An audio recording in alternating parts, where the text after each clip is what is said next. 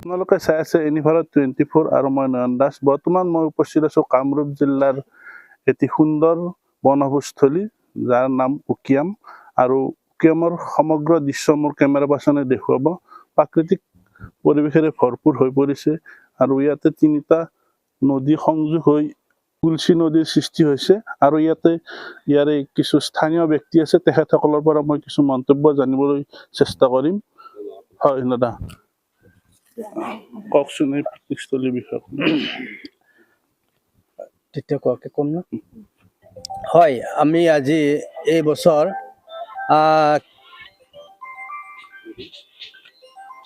বনভোজস্থলী কি নিষিদ্ধ কৰিছে? আমি এই বছৰ নাও চলোৱাত লাইফ জেকেট আৰু মদ বিকা এইবিলাক মানে ৰাস্তাই মানে বন্ধ কৰিবা চাই আছে। আৰু লগতে আমাৰ এই সাউণ্ড চিষ্টেম এইগিলা বন্ধ কৰিবা ৰাইজ মানে মিটিং কৰি পেলাই সিদ্ধান্ত কৰিছে বন্ধ কৰাটো। গতিকে সাউণ্ড চিষ্টেমৰ ফলত ইয়াত কেনেকুৱা অসুবিধাৰ সৃষ্টি হয়?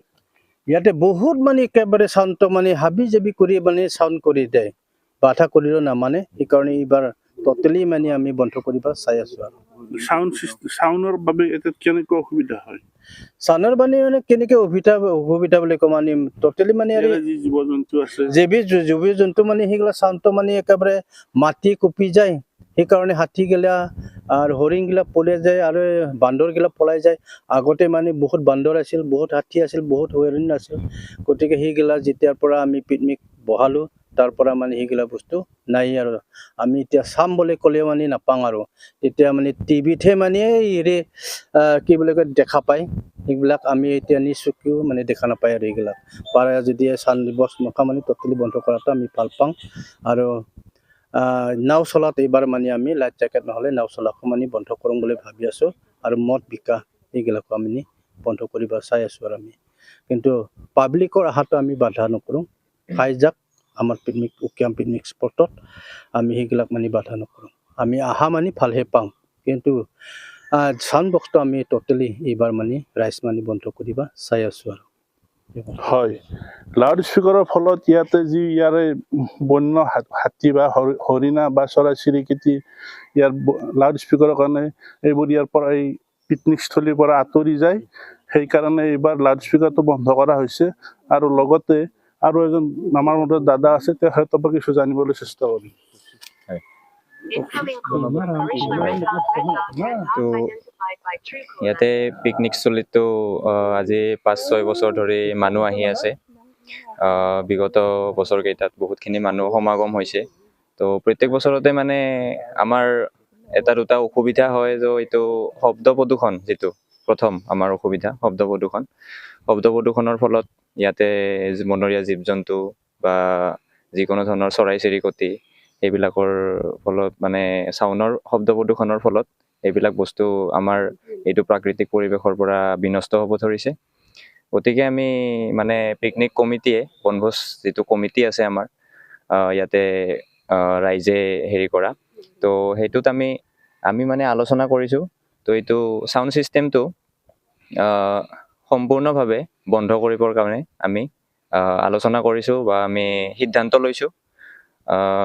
বাকী আৰু এইটো যিটো ব'টিং চলে, ব'টিঙৰ ক্ষেত্ৰত আমি এইবাৰ লাইফ জেকেটৰ ব্যৱস্থা কৰিম বুলি সিদ্ধান্ত লৈছোঁ কমিটিয়ে। লাইফ জেকেট থাকিলে নাও চলাব পাৰিব, আৰু লাইফ জেকেটটো এইটো ব্যৱস্থা নহ'লে কোনো লোকে নাও চলাব নোৱাৰিব ইয়াতে। 7 বছৰ বেছি হৈছে। এইবাৰ আমাৰ 8 বছৰ চলি আছে। আমাৰ চাফা কমিটি চব আছে, আমাৰ মহিলাকেইটাই সব চাফা চিটি কৰিলেও বিষয়ে মই বেছিকৈ ক'ম। কাৰণ কি আমাৰ এই যিগিলা আছে আহা মানুহবিলাকে ভালকৈ ভাতগিলা ধুব লাগিছিল, আমি ফেলাম। তথাপি আমি কোৱা কথাখিনি তাহাঁতে নামানে। পানীত ফেলাই আমি পানীগিলা আমি চাফ চিকুণ ৰাখোঁ। এনেকৈ যদি নকৰে এইগিলা আমি ভাল পাওঁ। আৰু আমাৰ ইয়াতে বহুতে আহাবিলাকে মদ খাই পানীত জবৰাই গাওঁতে এইগিলা কিছুমানতো মৰি গৈছে, কিছুমানতো ভালে গৈছে। এইগিলা আমি দেখা মতে আমি বেয়া লাগে। তথাপি এইগিলা নহ'ব, সেইকাৰণে আমি ইয়াতে মদ খোৱাটো আমি ভাল নাপাওঁ। আৰু ওচৰত আমাৰ এই পানী ইপাৰে বহুতে মদ বিকিব আছে, এইগিলা আমি ভাল নাপাওঁ। তথাপি এইগিলা আমি কৈছোঁ, তথাপি নামানে। এবাৰ যদি নামানে আমাৰ মহিলাকেইটা এইগিলা আমি সিদ্ধান্ত ল'ব। সেইটোকে মোৰ কথা। হয় যিহেতুকে ইয়াতে লাউড স্পীকাৰ এইবেলি বন্ধ কৰা হ'ব আৰু লগতে যি বুটিং ইয়াতে ব্যৱস্থা আছে তাত এইবাৰ যিসকলে ইয়াত পিকনিক খাব আহি বুটিঙত যাব তেওঁলোকসকলে প্ৰত্যেকজনে লাইফ জেকেট পিন্ধি বুটিং কৰিব আৰু মই এনি ভাৰত 24 পৰা মই নয়ন দাস